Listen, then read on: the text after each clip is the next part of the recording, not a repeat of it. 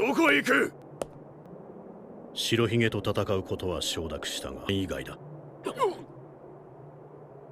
引き際だ。 Би ер нь бол иймэрхүү комментууд амар их харж ирсэн л та.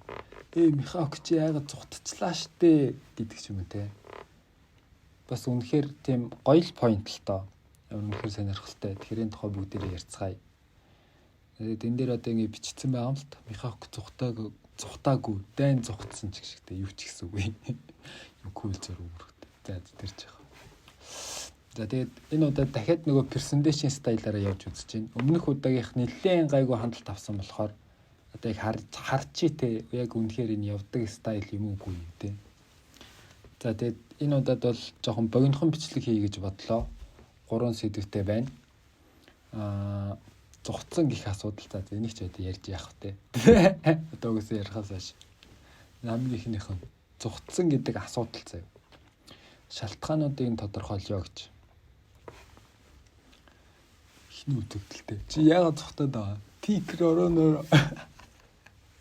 Тинк. Тэг за тэгээд иймэрхүү юмнууд л байгаа юм л та. Михаок нөгөө нэг те саяны бичлэгээс үтсэн байх гэж бодож ил л доо. Айгаад ухарч байгаа бистэй гэдэг ч юм те. Ер нь яг бодох юм бол ухарна гэдэг чинь айдас юм уу ухаан юм уу те. Чингис хаан бол тэгэл байклал явцдаг л байсан юм шиг байл шүү дээ. Ер нь бол. Өдөрч. Яг хоо жоохон инээдтэй ч гэсэн те яг дайныхаа хувьд ингэж яг тэр үйлдэл нь яг хэр их нөлөөтэй байсан юм бэ гэдэг тухай те. За ярилцгаая. Одоо ингээд дайны тоглогчд гэж байгаа шүү дээ. Чи ингээд тоглоом шүү дээ ер нь бол ингээд дээр нэг хүмүүс байгаа те. Тоглоом тоглож байгаа. Тэгээ хин хүү хин бэрс байсан юм бэ? Сүртэй юм бичсэн. За. За тэгээд хоёр дахь үзэгдэл буюу те томчуудын талбар гэж байгаа. Маринфорд бол зүгээр ч нэг тулаан биш. Бүл бүтэн 90 үеийн мөргөлтөн. Тэгээ нэг бүхэл хүн мэдчихэж байгаа байлгүй те. Тэгээд Михаок ер нь бол те аль нэг талын сонгох биш болж байгаа процессыг ажиглаад сониучрхан байсан гэж байгаа байхгүй те. Энэ юмс ер нь хаашаа яаж ирэх гээд байна гэдгийг ингээд нэг тийм нэг тийм амар уйтгартай амьдрал байгаа шүү дээ. Михаокийн амьдрал чинь. Тэгээд нэг юм дайм болонгот ингээд амар гой санагдаад шинэ ингээд бацаанууд ингээд гарч ирээд те. Хорвоо ертөнц ирэх нь те хитрхи хүчтэй байх ч юм бас хэцүү шүү дээ. За тулаан дээр тэгээд нэг Луфитэй очиж зуралтаад те. За би ер нь бол хүчээ нэх амар дарахгүй. Гэхдээ бас яг хөнөө нэг хичээхгүй. Тэгээд хувь тавилан энэ нөхрийг яг хаашаа чиглүүлэхийг харъя энэ төр гэдэг. Тэр чинь бас ингээд нэг тийм тоглоом маягийн тоглоо яваад байгаа шүү дээ. Тэгээ яг мань хүн бол яг serious бол байгаагүй шүү дээ. Нухацтай хандаагүй те. Гэхдээ бас нэг аим бахтар хайнгч бас байгаагүй те. Окей. Тэгээд хүчний тухай дүгнэлтүүд гэж байгаа юм.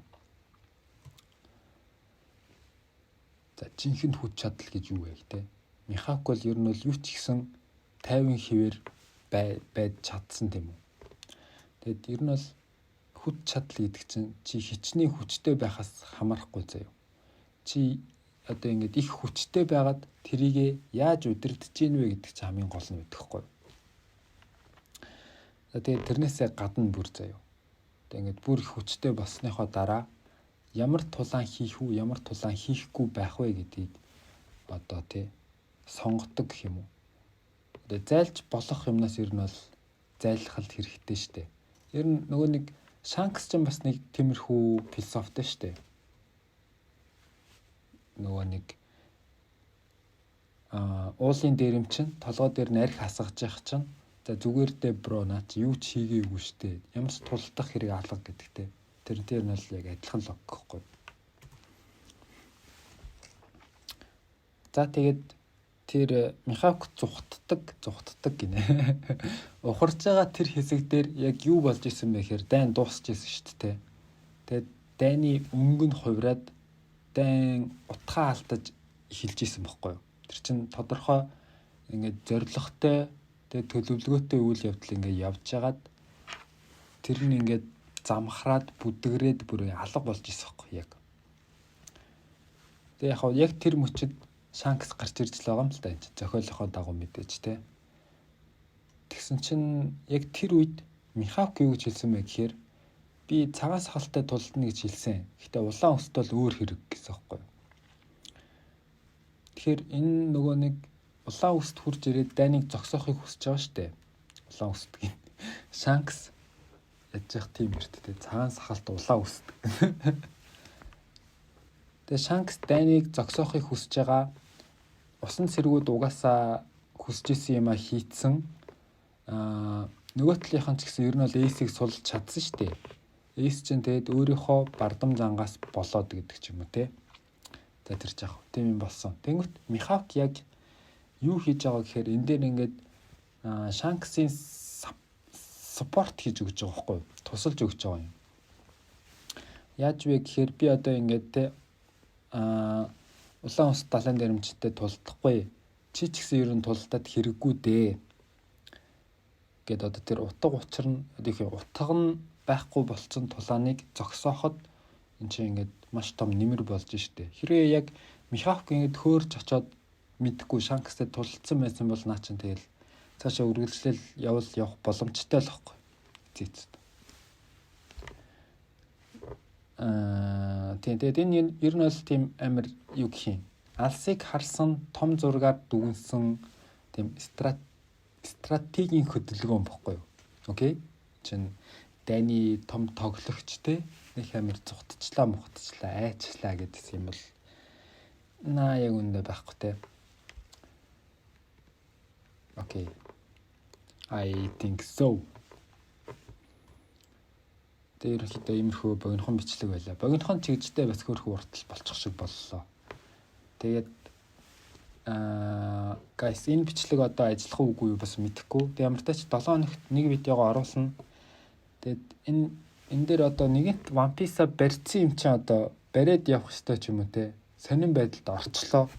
Энэ бичлэг бас яаж явахаас шалтгаална. Тэгэхээр та нар лайка дараад комент бас бичээд те. Олон юм хүсэж байдаг те. Тэгээ бас subscribe бас дараарай заяа. Окей, за энэ удаагийн бичлэгийг хүрээд дуусчихъя. Дараа 7 хоногийн хагас сайн хүртэл баяртай guys.